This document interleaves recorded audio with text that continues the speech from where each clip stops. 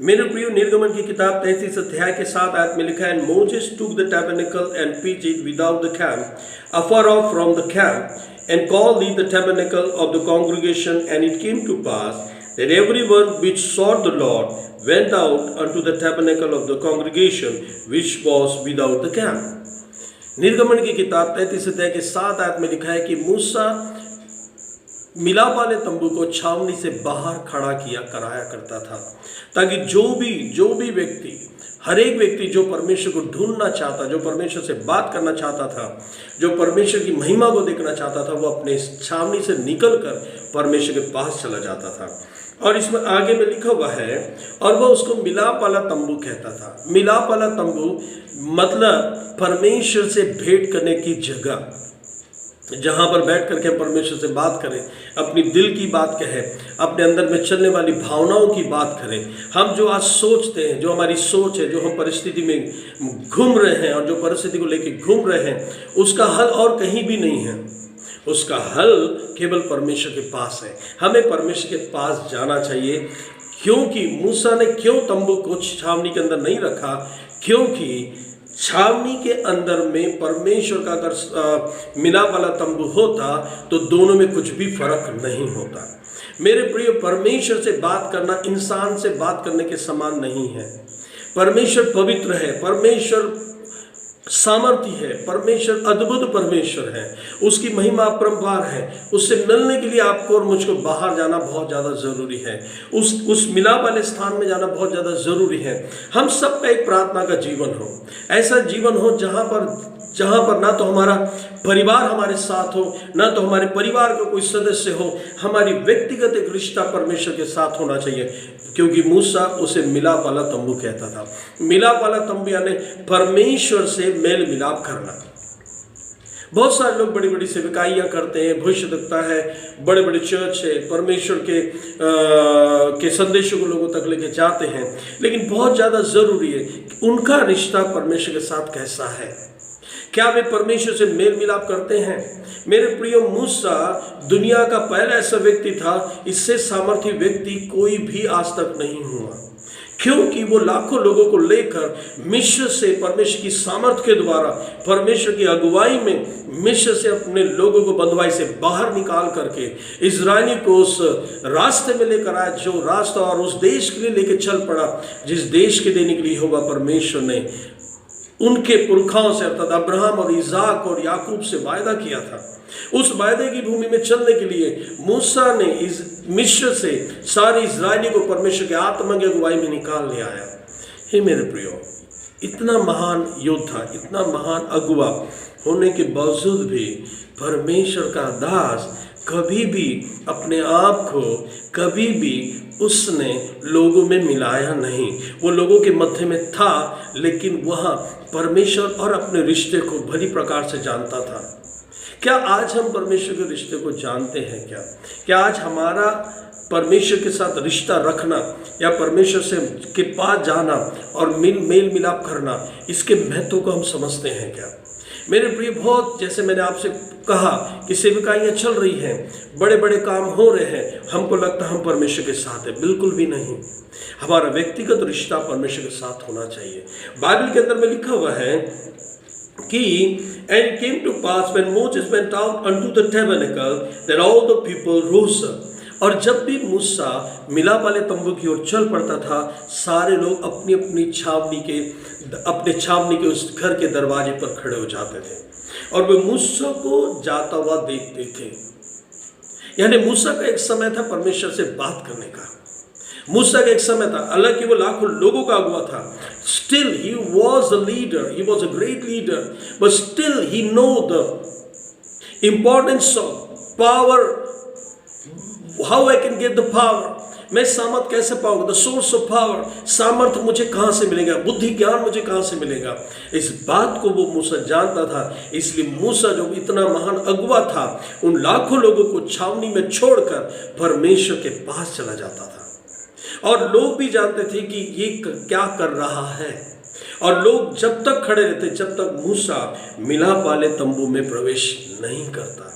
Bible में लिखा हुआ है, and it came to pass as Moses entered into the tabernacle the cloud pillar descended. जब मूसा छावनी वाले, जब मिलाप वाले तंबू में चला जाता, तब बादल का खंबा मिलाप वाले तंबू पर छा जाता था। इसका क्या मतलब है? परमेश्वर पहले जाता था कि मूसा पहले जाता था? यहां पर प्रश्न है, who was waiting for God? और वी कैन से, हम ये भी कह सकते हैं कि क्या मूसा परमेश्वर का रास्ता देखता था या परमेश्वर मूसा का रास्ता देखता था? आज बहुत ज्यादा जरूरी आज जो कलीसियाओं के अंदर में हो रहा है, पास्टर लोग लोगों का इंतजार करते हैं कि लोग आएंगे तो हम आराधना करेंगे, जब लोग आएंगे तो हम परमेश्वर की आराधना करेंगे, उसको स्तुति चढ़ाएंगे। ये सरासर परमेश्वर का अपमान है। मैं कई जगह बड़े बड़े स्थानों में सेवकाई के लिए जाता हूँ, लोग 10 बजे का टाइम देते हैं, 11 बजे का टाइम देते हैं, लेकिन उनके लोग नहीं आते और हम लोग घंटों वहाँ बैठे रहते हैं। धीरे धीरे करके लोग आते। क्यों? क्योंकि उनको परमेश्वर से मेल मिलाप का महत्व नहीं मालूम। बाइबल में लिखा है कि मूसा पहले जाता था, उस मिलाप वाले तंबू में प्रवेश करता था, उसके बाद परमेश्वर की उपस्थिति का बादल, जो महिमा का बादल, जो सामर्थ का बादल था, उस तंबू को घेर लेता, मिलाप वाले तंबू को घेर लेता था और पर यहोवा परमेश्वर आमने सामने मूसा से बात करता था। God speak with Bible, what the Bible says, and the Lord spake unto Moses face to face. यहोवा परमेश्वर मूसा से आमने सामने बातें करता था। ये बहुत बड़ी बात है कि परमेश्वर से मूसा आमने सामने, यानी यहोवा परमेश्वर सामने खड़ा है, प्रभु यीशु मसीह सामने खड़ा है और मूसा सामने खड़ा है, दोनों आमने सामने खड़े करके बात करते थे। कितना मधुर ये मिलन होता होगा, ये कितना अद्भुत नज़ारा होता होगा जब परमेश्वर की आग और सामर्थ को मूसा देखता था। मेरे प्रिय, आज हम लोग क्यों नहीं देख पाते हैं? आज हम लोग क्यों नहीं? क्योंकि हम लोग अपनी छावनी से बाहर ही नहीं जानते। स्वयं यीशु मसीह ने मत्ती रचित सुसमाचार में प्रार्थना का तरीका बताया।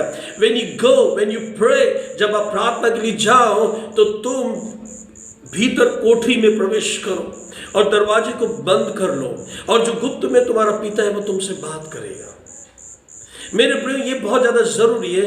हमें दुनिया से बाहर निकलना होगा, हम अपने रिश्तों से बाहर आना होगा, क्योंकि हमको ये लगता है कि परमेश्वर से बढ़कर हमारे ये रिश्ते हैं। कई बार हमको लगता है कि ये जो लोग हमारे साथ हैं, they are more important than God, परमेश्वर से ज़्यादा ये लोग महत्वपूर्ण हैं। ऐसा बिल्कुल भी नहीं है, कहीं पर भी नहीं है। मेरे प्रियो, मूसा ने एक उदाहरण हमारे सामने रखा। पवित्र आत्मा सीधा कह रहा है कि आपको और मुझको छावनी से बाहर निकलना होगा और छावनी से बाहर निकल करके प्रार्थना में समय गुजारना है। मेरे प्रियो, बहुत सारी परिस्थिति चल रही, कोई डर रहा है, कोई मर रहा है, कोई बीमार है, और ये बीमारी जो कोरोना वायरस है, ये बहुत भयानक बीमारी है। पर साथों साथ जब 2020 आया, पवित्र आत्मा के द्वारा मुझदास को पवित्र आत्मा ने एक संदेश दिया और मैं कलीसिया में भविष्यवाणी कर रहा था कि ये 40 दिन, ये जो 2020 है, 2020 is a year of prayer, the year of power, year of fulfilment. ये जो 2020 है, ये वो साल है जिसमें हमें प्रार्थना की गहराई में जाना, परमेश्वर से मेल मिलाप करना और आग की सेवकाइयों में प्रवेश करने का साल है। मेरे प्रिय, आज इस संदेश को बहुत सारे परमेश्वर के दास और दासी भी सुनेंगे। अपने आप को बाहर निकालिए, छावनी से बाहर निकालिए, अपने घर से बाहर निकालिए, अपने रिश्तों से बाहर निकालिए। हम कई बार लोगों के रिश्तों में फंसे हुए रह जाते हैं और हमें लगता है कि जो हमारे आजू बाजू है वे लोग महत्वपूर्ण है। ऐसा बिल्कुल भी नहीं है। जरूरी नहीं कि जो लोग नहीं दिख रहे वो लोग आपसे प्रेम नहीं करते। जरूरी नहीं कि जो लोग आपके साथ खड़े नहीं दिख रहे हैं वे आपके साथ खड़े हुए नहीं हैं। बिल्कुल भी नहीं मेरे प्रियो, वो आपके साथ खड़े हुए हैं। वे आपके साथ प्रार्थना में, बहुत सारे ऐसे लोग होते हैं जो हमारे साथ नहीं होते, but they are with God. वे परमेश्वर के साथ होते हैं और पवित्र आत्मा के द्वारा वे हमसे जुड़े हुए होते हैं। मेरे प्रियो, ये बहुत ज़्यादा ज़रूरी है। कई बार हमको ऐसा लगता है कि भैया हमारा जो परिवार है वो बहुत महत्वपूर्ण है। नहीं, इससे भी ज़्यादा महत्वपूर्ण है परमेश्वर से मेल मिलाप करना। इससे भी ज्यादा महत्वपूर्ण है कि परमेश्वर के सानिध्य में समय गुजारना। भजन संहिता 127 में लिखा है, यदि घर को यहोवा न बनाए तो बनाने वालों का परिश्रम व्यर्थ होगा। यदि नगर की रक्षा यहोवा न करे तो जागने वाले का परिश्रम व्यर्थ होगा। मेरे प्रियो, अगर परमेश्वर हमारा रक्षक नहीं, प्रभु यीशु मसीह हमारा रक्षक नहीं है, तो हम लोग क्या और हमारे रिश्ते हमारा कुछ नहीं भला कर सकते हैं। हमारा भला करेगा केवल परमेश्वर, प्रभु यीशु मसीह। ये वो समय है कि हमें बाहर निकलना चाहिए। बाइबल में लिखा हुआ निर्गमन की किताब में मूसा यहोवा परमेश्वर से और परमेश्वर मूसा से आमने सामने बातें करते थे और लिखा है, the Lord spake unto Moses face to face as a man speaketh unto the friend। यानी यहाँ पर लिखा है, जैसे एक इंसान एक मित्र दूसरे मित्र से बात करता था वैसे करते हैं, वैसे ही यहोवा परमेश्वर और मूसा एक दूसरे से दोस्त के समान बात करते थे। व्हाट अ वंडरफुल वर्ड, कितना अद्भुत बातें हैं। वे दोस्त के समान थे, वे दोस्त के समान रहते हैं। Jesus is a good friend. यीशु मसीह अद्भुत है। यीशु मसीह से बड़ा दोस्त कोई भी नहीं हो सकता। मेरे प्रिय, हर जगह में हमारे रिश्ते नहीं जा सकते।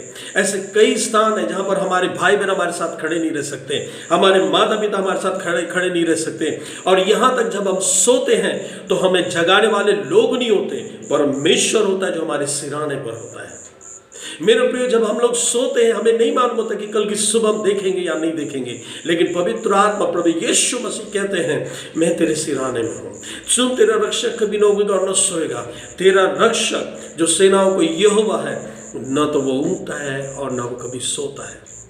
बाइबल के अंदर में सीधा लिखा हुआ है, रिश्ते उससे बनाओ जो परमेश्वर तक तुम्हें लेके जाए। I was talking with someone else. मैं किसी के साथ जब बात कर रहा था, मेरे पास्टर ने, जब मैं दिल्ली में था, मुझे उन्होंने एक चीज सिखाया, you need the God relationship. तुम्हें ईश्वरीय रिश्ते की जरूरत है। उन्होंने मुझसे कहा था, ब्रदर स्टैनली, आपको ईश्वरीय रिश्ते बनाने होंगे। उस समय उस महत्वपूर्णता को मैंने जितना समझ सकता था मैं थोड़ा बहुत समझ पाया, लेकिन आज मैं उस महत्वपूर्णता को बहुत सिद्धता से महसूस करता हूँ। ईश्वरीय रिश्ते, कौन से रिश्तों में हम चल रहे हैं? हमारे रिश्ते ईश्वरीय है या हमारे रिश्ते शारीरिक रिश्तों से भरे हुए हैं? मेरे प्रिय, एक कहानी है और ये बिल्कुल सच्ची कहानी है। एक दिन एक व्यक्ति का एक्सीडेंट हो गया और उसका वो इतना बुरी रीति से वो बीमार हो गया, उसका शरीर, उसकी हड्डियां टूट गया और वह बिल्कुल मरने के बिल्कुल कगार के पर था। और उसके बाद उसके रिश्तेदारों ने उसको लेके जाकर एक हॉस्पिटल में भर्ती कर दिया और जब वो हॉस्पिटल में भर्ती किया तो वो बचना बहुत नामुमकिन था। तो सारे रिश्तेदार आ रहे थे और आकर के उसके आसपास खड़े हुए थे। एक ऐसा भी व्यक्ति आता था जो आकर के चुपचाप बैठा रहता था। धीरे धीरे रिश्तेदार आते गए, जाते गए। कुछ समय के बाद वो रिश्तेदार धीरे धीरे करके आना बंद कर दिए और ऐसा आना बंद कर दिए। लेकिन वो जो व्यक्ति था जो हमेशा आता था और एक कुर्सी पे जाकर कोने में बैठ जाता था और वो गौर से उस मरीज को देखता था जो मरने के कगार पे था और वो हमेशा उसको देखते रहता और देखता रहता था। जो डॉक्टर लोग राउंड पर आते हुए कहते थे कि सच में इस व्यक्ति से प्यार करने वाला यही व्यक्ति है। धीरे धीरे रिश्तेदार आए और उसके बाद में चले गए। धीरे धीरे लोगों का आना बंद हो गया, कुछ ही लोग आने लगे, फिर उसके बाद में सारे लोग बंद हो गए। लेकिन एक और अच्छी बात होने लगी कि वो मरीज सुधरने लगा और धीरे धीरे सुधार आते आते वो मरीज ठीक होने लगा। और जब वो ठीक होने लगा फिर भी वो व्यक्ति आता रहा। कुछ समय के बाद वो व्यक्ति ने आना बंद कर दिया। अब मेरे प्रियो, और ये जो मरीज था ये अपने पैरों पर खड़ा हो गया, चलना शुरू हो गया उसका। अब डॉक्टरों को बड़ा अचंभा हुआ और डॉक्टर ने ये चीज को कहा कि ये जो व्यक्ति था आजकल दिखाई नहीं देता, क्यों नहीं आता है? पहले जब ये बहुत सीरियस था, ये मरीज जब मरने के कगार पे था तो ये दिन रात उसके आसपास बैठता था, चेयर के ऊपर बैठता था, चुपचाप बैठता था। रिश्तेदार चले जाते थे पर वो बैठा ही रहता था। वो इतना प्यार करता था इस व्यक्ति से, इतना इसकी देख रेख उसको देखते रहता था। वो व्यक्ति अब जब ये सही हुआ तो क्यों नहीं आ रहा? मेरे प्रियो, तो वो जो कंपाउंडर थे उन्होंने कहा, डॉक्टर साहब असल में ऐसा नहीं है, जो आपको दिख रहा है वो ऐसा नहीं है, ये असली में ये इनका रिश्तेदार नहीं है, ये असल में ये मैयत का सामान कफन बेचने वाला व्यक्ति है, और ये सिर्फ इस बात का इंतजार कर रहा था कि ये मरे और मैं इसको कफन बेचूं, मैयत का सामान बेचूं। ये उसको केवल एक ग्राहक समझ रहा था। मेरे प्रियो, ये बहुत ज़्यादा ज़रूरी है कि जो हमारे आसपास में आ रहे हैं, जा रहे हैं, और जो कोई हमारे सेवा कर रहे हैं, जरूरी नहीं कि वे हमारी शुभकामनाओं के साथ खड़े हुए हैं। हो सकता वे केवल आपकी मौत का इंतजार कर रहे हैं, मरने का इंतजार कर रहे हैं। पर जो सच्चा व्यक्ति है, हो सकता वो अंदर ही अंदर आपके से प्यार करता हो, इज़हार ना करता हो, लेकिन आत्मा में आपके लिए प्रार्थना करता हो। इसे जो आपके सामने पे खड़ा हुआ, जो आपकी देखभाल कर रहा है, जरूरी नहीं कि वो बहुत ही ज्यादा आपसे प्रेम करता है। मेरे भाई, ये जो इंसानी रिश्ते हैं, ये रिश्तों से बढ़कर परमेश्वर का रिश्ता है। इफ आई एम स्पिरिचुअल, अगर मैं एक आत्मिक व्यक्ति हूं, तो मैं आपसे प्रेम जरूर करूंगा। आपकी कोई भी परिस्थिति क्यों ना हो, मैं आपके साथ में खड़े रहूंगा। हो सकता मैं वहां ना हूं, पर फिर भी मैं प्रार्थना के द्वारा आपके साथ खड़ा रहूंगा। और इस रिश्ते को मूसा भली प्रकार समझता था। वो इजरायलियों को छोड़कर, लाखों लोगों को छोड़कर, वो सीधा मिलाप वाले तंबू में जाता था। ही स्पीक विद गॉड, वो परमेश्वर के साथ बातें करता था। ऐसा बातें करता था कि आमने सामने एक मित्र के समान परमेश्वर उससे बात करता था और वह परमेश्वर से बातें करता था। मेरे प्रिय, ये जो रिश्ता है, ये रिश्ता बहुत ज्यादा जरूरी है। बिल्कुल जिन लोगों का रिश्ता परमेश्वर के साथ रहेगा, जो लोग परमेश्वर के साथ उठेंगे बैठेंगे, वे परमेश्वर को समझेंगे। भजन 27 में दाऊद ने कहा, एक बार मैंने यहोवा से मांगा है और उसी के यत्न में मैं लगा रहूंगा। हे यहोवा, ताकि मैं तेरी मनोहरता को देखूं, मैं ताकि तेरी सुंदरता को देखूं, और मैं तेरे सामर्थ्य को देखूं, मैं तेरे अनुग्रह को देखूं, ताकि जब विपत्ति पड़े, जब समस्या आए, तो मेरा विश्वास डगमगाए नहीं, मैं बिल्कुल दृढ़ता के साथ खुदावन तेरे चरणों में खड़ा रह पाऊं। मेरे प्रियो, बाइबल के अंदर में लिखा है कि मूसा और परमेश्वर का रिश्ता एक मित्र के समान था। मैं कई बार जब मूसा के बारे में पढ़ता हूं और परमेश्वर के उसके रिश्ते के बारे में पढ़ता हूं, तो मुझे बहुत अच्छा लगता है। क्यों? क्योंकि वह परमेश्वर को जानता था। बाइबल में आगे में लिखा हुआ है कि and the Lord spake unto Moses face to face as a man speaketh unto his friend. And he turned again into the camp, but his servant Joshua, the son of Nun, a young man, departed not out of the tabernacle. अब 12 आयत में लिखा है, and Moses said unto the Lord, अब मूसा ने परमेश्वर से कहा, thou sayest unto me, bring up this people, and thou hast not let me know whom thou wilt send with me. Yes, thou hast said, I know thee by name, and thou hast also found grace in my sight. अब मूसा परमेश्वर से बातें कर रहा है, तूने मुझसे कहा कि इन लोगों को लेके चल, पर तूने ये नहीं बताया कि तू किसको भेजने वाला है। और फिर भी तूने कहा कि मेरा अनुग्रह तुझ पर है, मैंने तेरा नाम लेकर तुझे बुलाया है। लेकिन बाइबल और आगे फिर मूसा कहता है, नाउ देयरफॉर आई प्रे थी, अब मैं तुझसे प्रार्थना करता हूँ, रिक्वेस्ट करता हूँ, if I have found grace in thy sight, अगर मैंने अनुग्रह तेरी आंखों में अनुग्रह को पाया है। जबकि ये दोनों कौन है? फ्रेंड। वे कैसे बात करते हैं आमने सामने, वे कैसे परमेश्वर के साथ में, परमेश्वर उसके साथ में एक दोस्त के समान बात कर रहा है, एक मित्र के समान बात कर रहा है। मूसा परमेश्वर से बात कर रहा, परमेश्वर मूसा से बात कर रहा, फिर भी मूसा एक शब्द का प्रयोग कर रहा है, यदि मैंने तेरी निगाहों में, तेरी आंखों में अनुग्रह को पाया है। ये मूसा का ओवर कॉन्फिडेंट नहीं है, ये मूसा का दीनता और नम्रता है।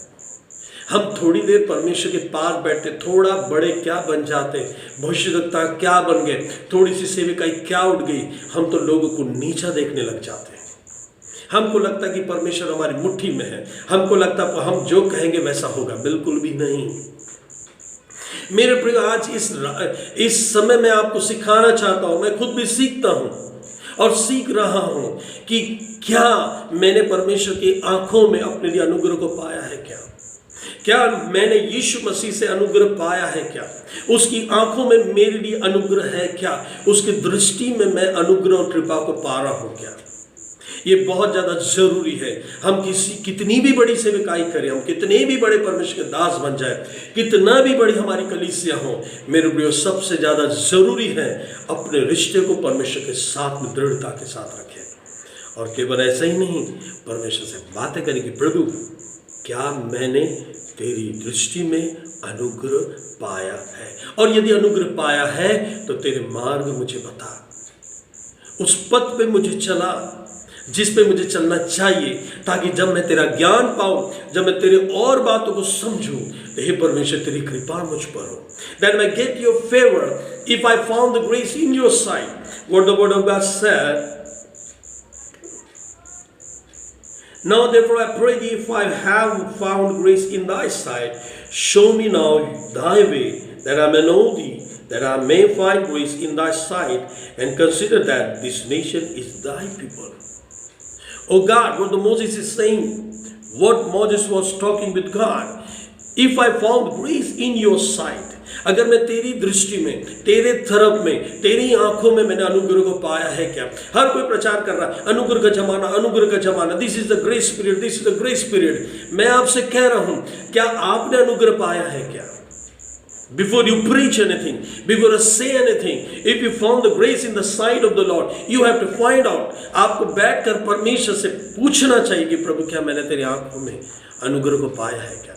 बड़े बड़े किसी के लिए भी कुछ भी कह देना, किसी को भी उल्टा सीधा बोल देना, लोगों को अधर्मी समझना, लोगों को पापी समझना, खुद की धार्मिकता में जीना, ये सब शैतानी काम है। ये शारीरिक आराधना है।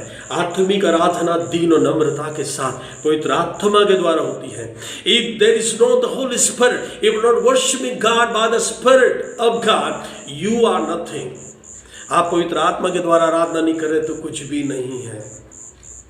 मेरे प्रियो, लोगों को परमेश्वर के सामने रखने से पहले खुद को परमेश्वर के सामने रखिए, उसकी आंखों में झांकिए और उससे पूछिए कि प्रभु क्या मैंने तेरी दृष्टि में अनुग्रह पाया है क्या। मेरे प्रिय, इस वचन को आगे, इस टीचिंग को मैं लेके जाऊंगा, और जैसे हम अगली बार फिर से ये इस वीडियो को जब आप देखेंगे तो आप पाएंगे, और इस वीडियो में जो आप सुनेंगे, जो वचन पवित्र आत्मा ने मुझदास को दिए हैं, आप उसके अनुसार चलेंगे। छोड़िए अपने रिश्तों को, छोड़िए अपने घर को। मैं ये नहीं कह रही कि उनको भगा दीजिए, बिल्कुल भी नहीं। छोड़ने का मतलब है पूरे समय ही अपने परिवार की हित में मत लगे रहिए, परमेश्वर से मित्रता रखिए। यदि परमेश्वर आपके साथ खड़ा है तो आपका परिवार आपके साथ है। अगर परमेश्वर का अनुग्रह आपके साथ है तो परमेश्वर तमाम लोगों को प्रभु आपके चारों ओर रखेगा। आप जिनको समेटना चाह रहे हैं वो समेटे नहीं जाएंगे, लेकिन जब आप परमेश्वर के सानिध्य में आएंगे तो परमेश्वर सब कुछ समेट कर सबको आपके आजू बाजू लाकर रख देगा। रिश्ते हम जितना भी बनाना चाहे नहीं बन पाएंगे, परमेश्वर चाहे तो हर रिश्ते बन जाएंगे। Depend upon God, trust in the Lord. परमेश्वर में भरोसा कीजिए और परमेश्वर के हाथ में सौंपे। कुछ रिश्ते अगर टूट रहे हैं तो परमेश्वर के हाथ में सौंपे। कुछ बातें अगर आपके विरुद्ध में जा रही है, परमेश्वर को देखिए। If there is a grace of God, if the grace of God is with you and you found the grace in the eyes of the Lord, और आपने यदि परमेश्वर की आंखों में अपने लिए अनुग्रह को पाया है, आपका कोई भी बाल बांका नहीं हो सकता। पौलुस ने 3 बार प्रार्थना किया। He was praying, remove this thing, remove this problem from me. But God said, my grace is sufficient. मेरा अनुग्रह तेरे लिए काफी है। By the grace I can pray, by the grace I will pray, by the grace I can run. उसके अनुग्रह के द्वारा मैं सब कुछ कर सकता हूँ। मेरे प्रियो, इस वचन के द्वारा मैं आपको समझाना चाहता हूँ, परमेश्वर को अपना दोस्त बनाइए, रिश्ते बनाइए, पवित्र आत्मा के सानिध्य में समय गुजारिए, उस तंबू में जाइए, संसार से बाहर निकलिए, उन सराउंडिंग से बाहर निकलिए, नकारात्मक लोगों से बाहर निकलिए, उन ऐसे लोगों से जिनका कोई दर्शन नहीं है, उन लोगों से बाहर आइए, उन लोगों से बाहर आइए जिनका कोई मकसद नहीं है, पर उन लोगों के पास जाइए, उस परमेश्वर से मांगे जो दर्शन को देने वाला परमेश्वर है, उद्देश्य को देने वाला प्रभु है। परमेश्वर आपको इस वचन के द्वारा बहुत आशीष दे। एक छोटा सा संदेश है, अगला फिर आपके पास आएगा। और इस वीडियो को जब आप सुनेंगे, मेरे प्रियो, घुटना टेक कर परमेश्वर के पास आइए। सबसे बड़ी बात, सोते मत रहिए। पूरे समय अपने परिवार की चिंता में मत रहिए। पूरे समय अपने लोगों के बीच में अपना समय मत गुजारिए, क्योंकि आपको स्वर्ग में जाके जिंदगी गुजारना है। अगर स्वर्ग में जाना चाहते हैं तो अपना रिश्ता अभी से परमेश्वर के साथ अच्छा रखिए। परमेश्वर ने मूसा को बहुत बड़ी सेवकाई दी, बहुत बड़ी। आज तो किसी भी परमेश्वर के दास की इतनी बड़ी सेवकाई नहीं है। लैक्स ऑफ पीपल, लाखों लोगों को पीछे लेके चलता था मूसा, और लोग उसके पीछे पीछे चलते थे। He was a great leader, वो महान व्यक्ति था, लेकिन परमेश्वर से उसका रिश्ता सबसे बेहतर था। You need the God relationship, you need the relation with God. परमेश्वर के साथ रिश्ता आपको होना बहुत ज़्यादा जरूरी है।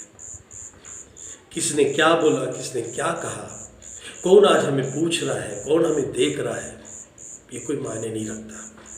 मायने वो रखता है जो रात में आपकी रक्षा करता है। मायने वो रखता है जो अंधकार में आपके साथ चलता है। मायने वो रखता है जब आप रो रहे हो तो आपके आंसू को वो पोंछता है। मायने वो रखता है कि जब आप विचलित होते हैं तो वो अपने आत्मा के द्वारा आपको संभाल लेता है। तो मेरे प्रियो, रिश्ता उस परमेश्वर से बनाइए। इंसानी रिश्ता आपको कुछ नहीं देंगे, क्योंकि ये चंद पृथ्वी के ऊपर के रिश्ते, 1 फुट नीचे, जब पृथ्वी के 1-2 फुट नीचे, जब 3 फुट नीचे एक आदमी को गाड़ा जाता है, हर रिश्ते खत्म हो जाते हैं। लेकिन जो परमेश्वर का रिश्ता है वो आदि से लेकर अनंत काल तक रिश्ता है। इस रिश्ते से बड़ा रिश्ता कोई नहीं हो सकता। May God bless you through this word. परमेश्वर आपको इस वचन के द्वारा बहुत आशीष दे। आइए हम प्रार्थना करते हैं। परमेश्वर पिता, मैं प्रार्थना करता हूँ इस समय खुदावन, हालेलुया, तेरे लोगों की तू सुधि ले प्रभु। परमेश्वर, लोग जैसे मूसा छावनी को छोड़कर मिलाप वाले तंबू के पास आता था, मिलाप वाले तंबू में आता था, और प्रभु तो उससे आमने सामने बातें करता था। खुदावन, हमारे रिश्ते भी तेरे साथ ऐसे ही हो। खुदावन, इस वचन को सुनने वालों के रिश्ते तेरे साथ ऐसे ही हो प्रभु जी। खुदावन, ये वचन के द्वारा लोग आशीषित होने पाए। जो लोग आज दुखी है, यीशु के नाम में आनंद से परिपूर्ण हो जाए खुदावन, क्योंकि तेरे सानिध्य में आनंद की भरपूरी है। जो तेरी आंखों में देखते खुदावन, वे सामर्थी बनते हैं। जो तेरे अनुग्रह को पाते खुदावन, वे कभी असफल नहीं होते। हर एक को स्पर्श कर, आशीषित कर। हे पवित्र आत्मा, छू लीजिए प्रभु, यीशु के नाम में। जो लोग बीमार है वो चंगे हो जाए, या किसी भी बीमारी से क्यों न ग्रसित हो खुदावन, यीशु के नाम में उन्हें इसी घड़ी चंगाई प्राप्त होने पाए। धन्यवाद करते प्रभु, धन्यवाद करते पवित्र आत्मा, आपने सुना है। यीशु मसीह के नाम में आमीन।